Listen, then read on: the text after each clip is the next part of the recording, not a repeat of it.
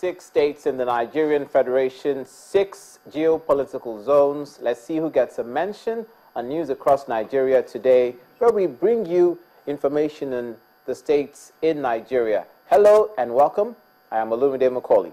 We begin in the north-central part of the country, where in Kwara State, the Speaker of the State House of Assembly, Honorable Ali Ahmed, believes that for the President's fight against corruption to be effective, he may have to urgently appoint a Minister of Justice and Attorney General of the Federation.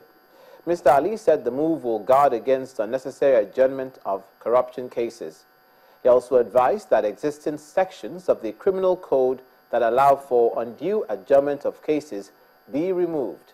He was speaking in Ilorin, the Kwara State capital. Take a listen. The federal government is now armed, fully armed with laws and bills that it can channel towards corruption in a democratic dispensation. What do I mean?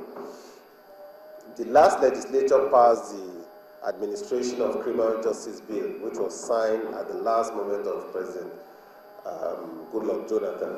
President Buhari should take full advantage in implementing this. If President Buhari does not implement this law, I am afraid his war on corruption will be scuttled in the law courts by senior advocates of Nigeria.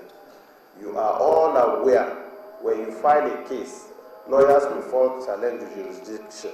They will stall the case and it will go to Supreme Court for 7 years. President Buhari doesn't have that time. President Buhari needs to implement the Administration of Criminal Justice Act.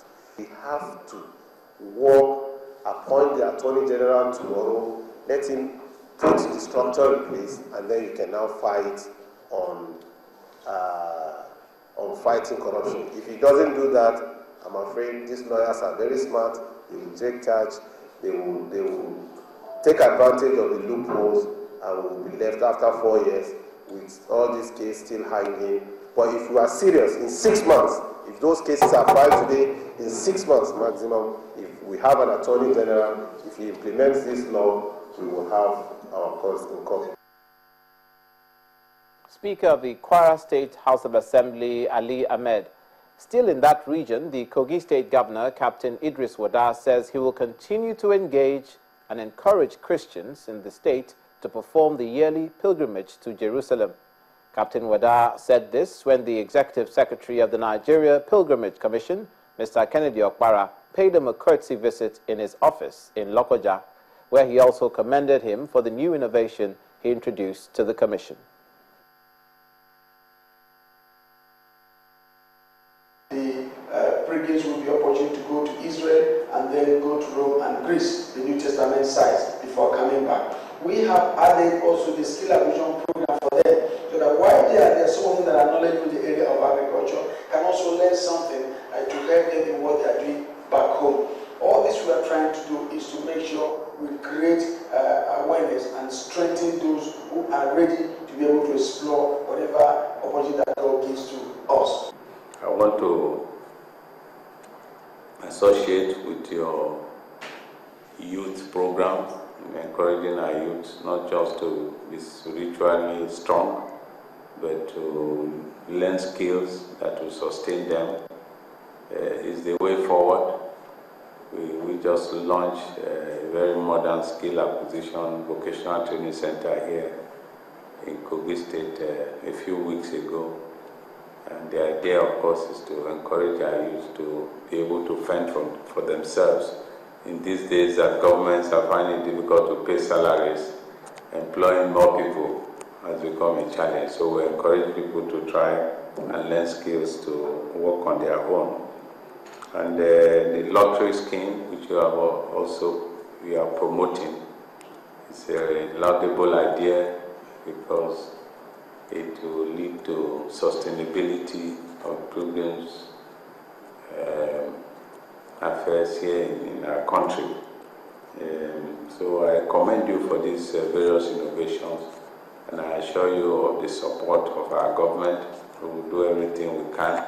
Unfortunately, because of the financial situation, cannot sponsor as many people as we did last year, and I've made that quite clear to the chairman of our commission here in the state. But at the same time, we will encourage as many people as we can to go on the pilgrimages because of the spiritual benefits and the attitudinal changes that come with it to the benefit of the persons and our state in general. We've taken note of the costs, and we commend you for ensuring that these packages are cost effective and in a way affordable. And I assure you that as a government, we will encourage our people to participate in these pilgrimages as time goes on.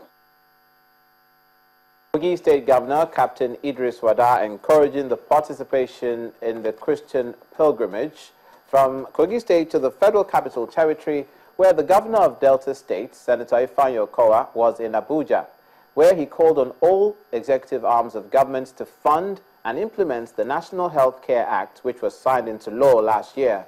Senator Okowa made the remarks at a conference of National Postgraduate Medical College in the nation's capital. According to him, a strong advocacy for funding and full implementation of the law will make the healthcare services affordable and accessible to all the citizens. In 2014, the two chambers of the National Assembly successfully passed the National Health Bill. The bill eventually became law when the last administration assented to it in October 2014. In his remarks, the Permanent Secretary, Ministry of Health, thanked the lawmakers for their diligence in putting the law together. On the 31st day of October 2015, the National Health Act was signed into law following a presidential aspect, thus making it an act of the Nigerian Parliament. And here I must congratulate those that headed the health committees of the National Assembly. And I'm very, very happy to have in our midst today the distinguished Senator Okowa, who today God has blessed and promoted to champion the cause of the economic prosperity of his own state. Experts at this forum say the law will help reduce medical tourism only if it is fully implemented. Some people go abroad just to do some PET scan because it's not available here. But if there's funding, we have enough specialists that we have trained in our college that can do this thing.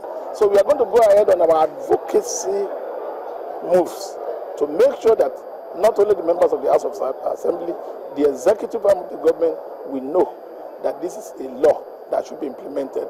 Meanwhile, the governor of Delta State, who was then the Senate Committee Chairman on Health, advocates for the funding of the primary health care system. He said provision should be made for the funding of this health bill in the 2016 budget. The act has been, of course, it has been signed into law.